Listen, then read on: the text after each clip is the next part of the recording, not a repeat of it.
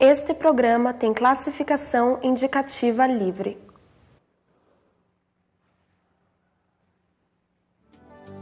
Popularmente conhecida como dor nas costas, a lombalgia é o segundo motivo que mais leva pacientes para consultórios médicos. Nos países desenvolvidos, a doença é a principal causa de afastamento temporário do trabalho. E você, como anda a saúde da sua coluna? Quais os hábitos que podem desencadear a doença? Como prevenir a lombalgia? Se você já teve esse problema, não saia daí. Se ainda não, também é melhor continuar com a gente. Afinal, no Brasil, 4 em cada 5 pessoas vão ter dores na coluna em algum momento da vida. Eu sou Thaís Leonardi e o Em Tese de hoje já está no ar.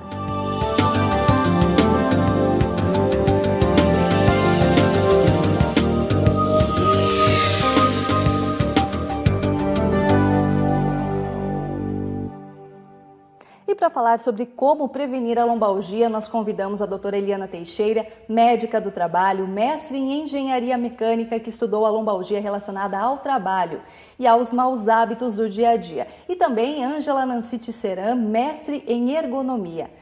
Ângela, doutora Eliana, sejam bem-vindas ao Em Tese de hoje. Obrigada. Para a gente começar, doutora, explica para a gente o que é a lombalgia. Para isso, a gente vai contar aqui com a ajuda de uma arte que a nossa produção fez para explicar o que é esse problema. Explica para a gente, doutora.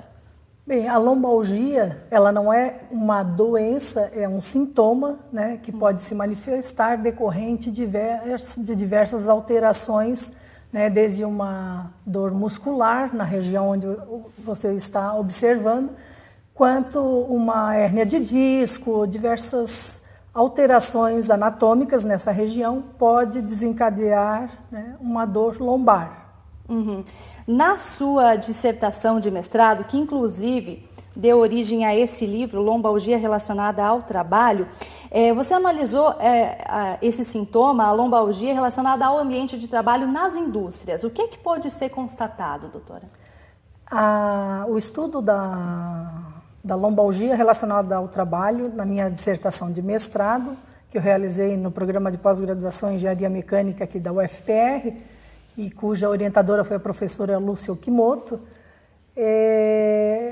a pesquisa de campo tratou-se de analisar 11 tarefas em 6 empresas da região metropolitana de Curitiba, e a associada avaliação da tarefa, aplicou-se um questionário aos trabalhadores envolvidos nas respectivas tarefas.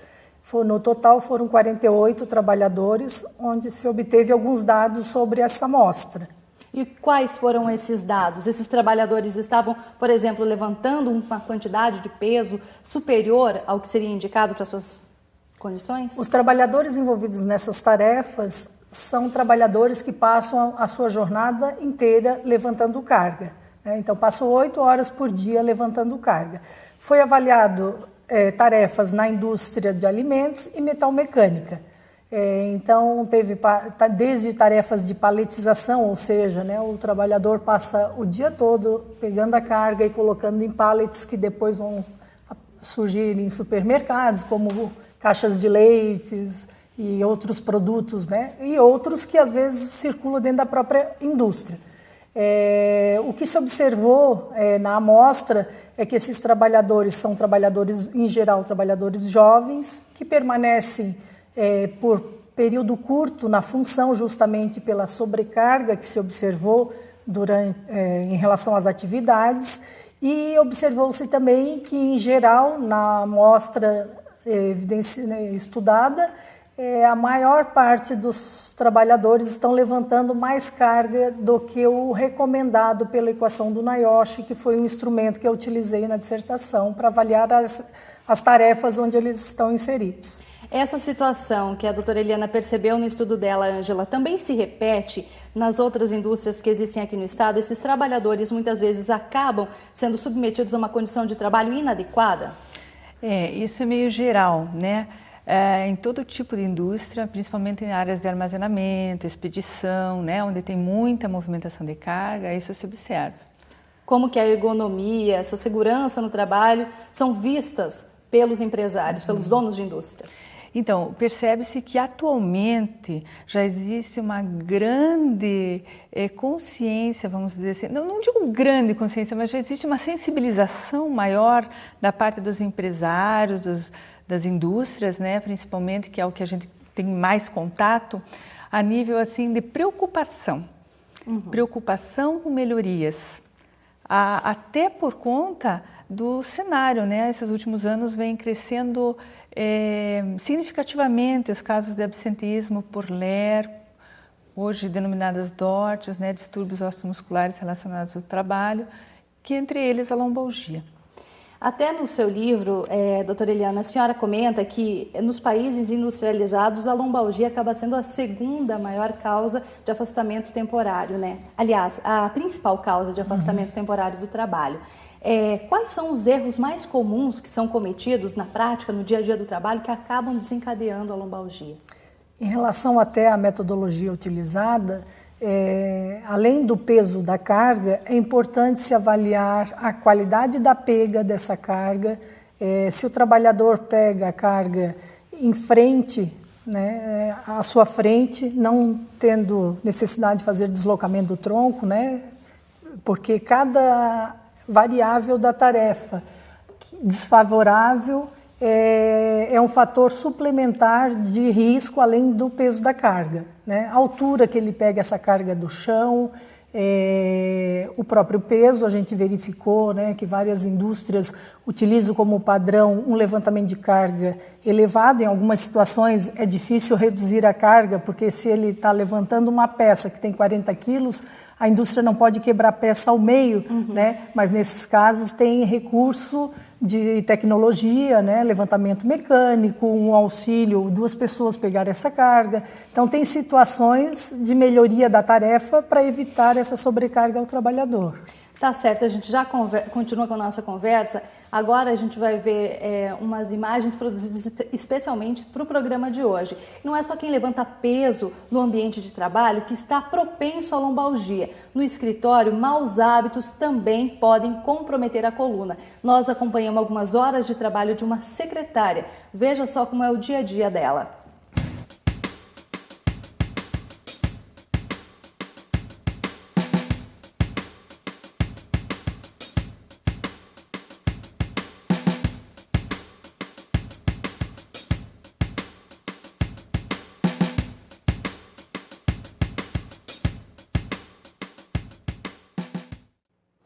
O que a gente pode perceber aí por essas imagens, doutora?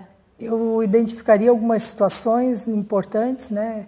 Algumas relacionadas ao levantamento de carga e outras até nem tanto. A questão aí onde ela está em relação ao pé da funcionária, onde ela posiciona para trás, né? Isso facilita a compressão na vascularização e inervação na região atrás do joelho, que a gente chama de região poplítea, né? Nesse momento onde ela está pegando a carga muito embaixo, né? Muito próximo ao chão, ali me parece até que é papel, é coisa leve. Então a gente sempre aproveita orientar na indústria que as cargas menos pesadas, né, mais leves, estejam realmente mais abaixo, e nesse caso que ela está colocando muito elevado, sempre cargas também menos pesadas, né, com menor peso, na região mais baixa e mais alta, e as cargas mais pesadas na região em torno de 75 centímetros, 1 metro, que é o mais adequado. A senhora comentou que as indústrias, as empresas já têm se preocupado um pouco mais com essa questão da segurança no trabalho, da ergonomia. Mas muitas ainda usam o argumento de que é caro investir nesse tipo de prevenção. Não seria mais caro ainda ter que resolver o problema depois que, por exemplo, o funcionário tem que se afastar do trabalho em decorrência disso? Com certeza, com certeza. Só que essa conscientização, ela vai acontecendo a partir do momento que o empresário senta no bolso, né?